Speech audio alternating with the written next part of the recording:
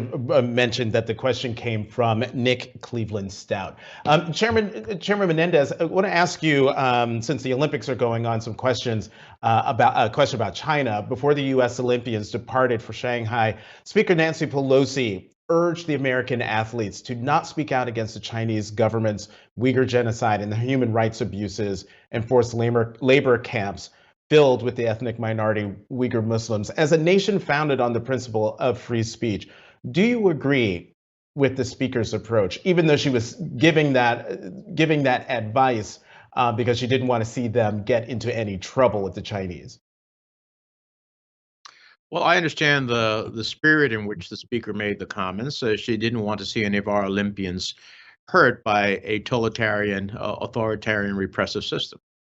However, I think the very essence of America, why it stands out as a beacon to the rest of the world, is that we feel free to speak about what we wish, including when we see others violating the human rights of our fellow global citizens.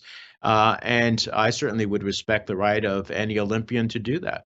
And so, I understand that it was out of an abundance of caution for our Olympians. By the same token, I think powerful statements that are made during the Olympics have a resonance across the globe.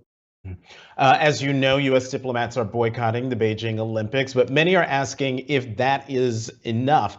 Is it time for the United States to sanction China over the Uyghur Muslim genocide? Oh, absolutely. It is unconscionable that in the 21st century we have concentration camps anywhere in the world. And what is happening to the Uyghurs, ethnic Muslims in China, is outrageous. And it needs the condemnation not just of the United States, but of the rest of the world, and should be sanctioned.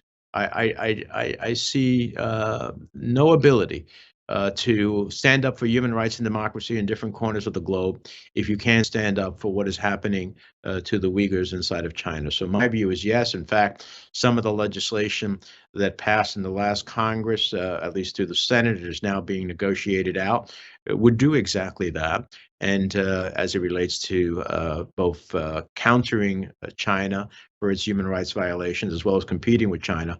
But I think this is an important element. And the Uyghurs are the most egregious, but you see what's happening in Tibet.